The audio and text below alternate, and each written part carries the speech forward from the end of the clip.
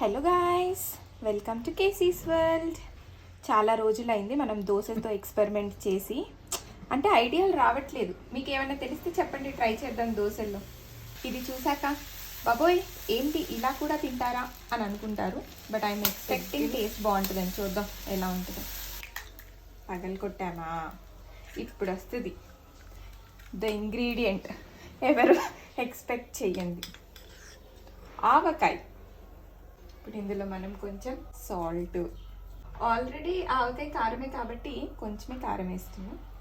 ఏమంటావు బుజ్జి, ఎలా వస్తుంది తినచ్చు ఆవకాయ ఎగ్ దోశ, ఎందుకంటే ఆవకాయ బిర్యానీ సూపర్ గా ఉంటది కదా. స్ప్రెడ్డింగ్ అయిపోయింది.